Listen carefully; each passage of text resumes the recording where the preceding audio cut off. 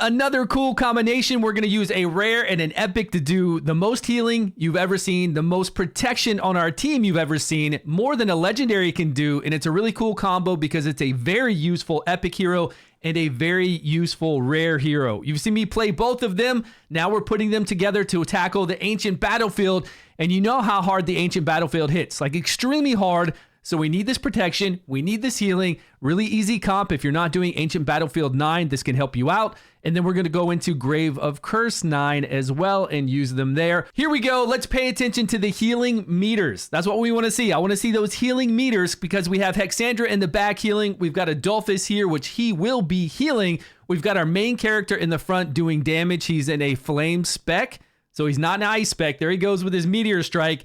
And we've got Sigrid doing decrease attack. And I'll show you the times I have set up for this on autoplay. And I'll show you what kind of gear they have on, if I still have that gear on them, because we did a stream today. But it's pretty standard gear. In the back, we've got Hexandra in resistance tank gear to absorb 15% of all the damage done to our heroes. We have Sigrid in DPS gear with a rune to give her defense so she can survive these hits. We've got Joranna, the pigtailed girl on the far left. She's just in a set that keeps her alive. Just whatever it is to keep her alive. All she's doing, no, accuracy. We need accuracy with her, and we need her attack speed decent. She's the one removing the buffs right now from the boss. She's the rare. Every 3 basic attacks removes a buff from the boss. And then we've got Adolphus. Anytime Adolphus does this with a shield up, he's going to also heal by 70% of the shield's value. Heal by it. Look at his healing right now. Up to 564,000. Hexandra's at 200,000. Pretty soon that's going to be over 2 million healing. Anytime there's a shield, it doesn't matter how big the shield is. If he applies a shield on top of a shield, he'll heal that person by 70% of that shield's strength. And his shields are big. So the healing's going to be naturally really big. And with Joranna, that rare, her shields aren't good. She shields the whole entire team, but they're so small. Even if we give her full max HP, take her to level 100, and try to make her just really high in HP, her shields aren't that great. But here, we're using her to remove buffs, and we're using her for that shield so that she'll go first, Adolphus will go after, and then we get these mega heals to keep us alive. And it really does keep us alive. It's not like a gimmick. This is real. Otherwise, we'd be down to, there's plenty of times that we go down to pretty much no life. We're hanging on by a thread, but then we get this heal back from Adolphus. See, look at Joranna over there. And we can make her tankier, and we can make this team stronger. Greatest thing about this team is I'm playing it without Joranna scrolled. She's got no scrolls into her. She's at a 23 second to do her ultimate. Although Adolphus is scrolled, we're not playing him in that fashion. We're playing him at a 23 second rotation. So we've got his skills pushed back because we've got it on autoplay right now. We've got it timed so that he does his rotation every 23 seconds to keep up with her so that she'll go first and then he'll go after. If we had scrolls into both of them, we could have this at a 20-second cooldown, which would mean more healing and more shielding and more survivability. If you miss a decrease attack on this boss right now with Sigrid, you're dead. That's just kind of how this boss is. He hits so hard that if you don't get that decrease attack when he starts slamming the ground at that ultimate, we're dead. And we've got Sigrid set up at a good rotation. And she's able to keep that rotation because Adolphus also gives that 15% increased turn meter with that battle skill. Whenever he shields somebody with that battle skill, and a lot of times he's shielding her. Sometimes, like right now, he just shielded Joranna. But we've got them set up so that they'll hold their abilities. Like you just saw, she goes, he goes. Now we're at 1.8 million. Yeah, on heals. So pretty massive when you think about how much damage we're taking here, how fragile everyone is, getting those huge shields to absorb all the damage, and then also getting massive heals. Any team you want. Doesn't matter what the team is. If you have Joranna in here along with, well, see what I mean? We almost died. Now we could take Joranna to 100. We could make her tankier. Yes, we could make all our team tankier. But then we just got to make sure we do enough damage to take down the boss. We've got 2 minutes.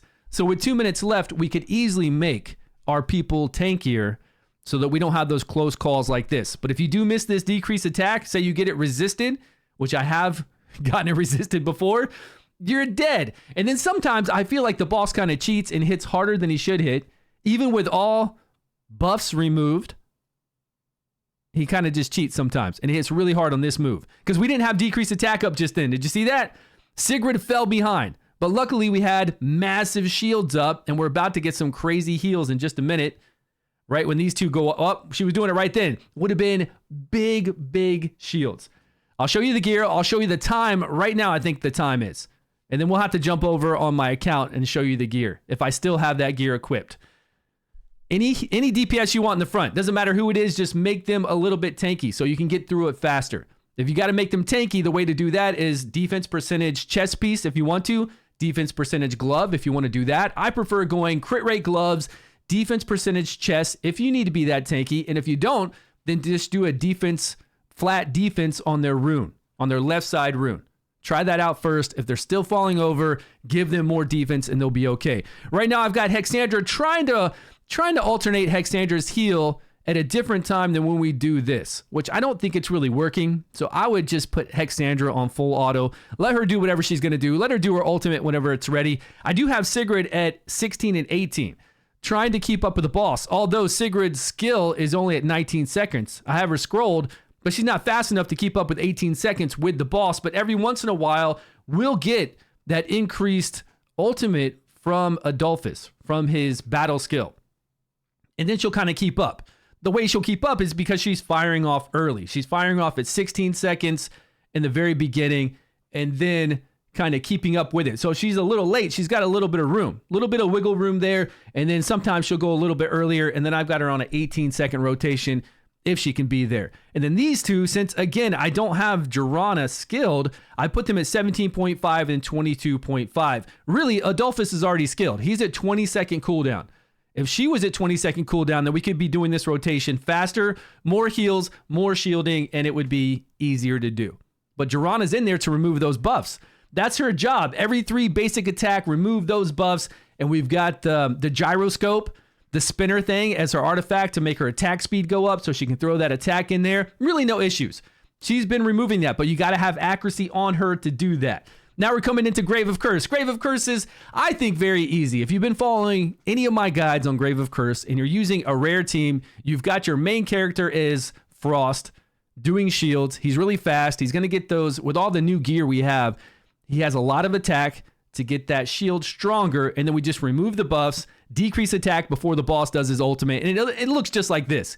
Pretty much no difference. But since I'm using those two in the previous dungeon, why not use them here? Because they don't really make sense to bring into Grave of Venom. There's no buffs for Jirana to remove. There's no reason why I need her in there to give us a little shield so that we can get bigger healing and bigger shields. Not bigger shields, more healing from Adolphus. Because in Grave of Venom, just Adolphus by himself is going to be fine. We don't need Jirana then. We're not removing anything. And we don't need her in Grave of Rot. Because in Grave of Rot, if we've got block healing up, these heals aren't going to do anything, and he's going to shield just fine in Grave of Rot. Adolphus is amazing in Grave of Rot for shields. Very good, because the shields are board wide. Nobody has to be close. They go over the whole entire board. He'll shield your guys. That way he'll protect you from all that stuff Grave of Rot does, and then you can get some heals in there with it. But pretty easy, right? And I've got the times for this as well. This is kind of the same team I always run. We've got Adri knocking back the ultimate gauge, putting up that slow speed on the boss.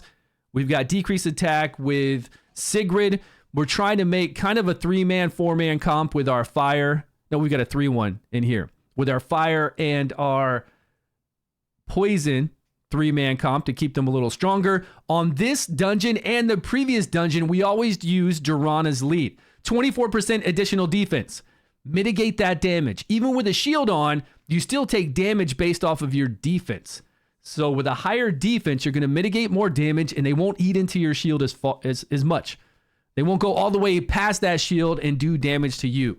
So it's better to have high defense. So we had her with high defense over an ancient battlefield because that guy just hits too hard. We need that defense, and she's a perfect lead for that.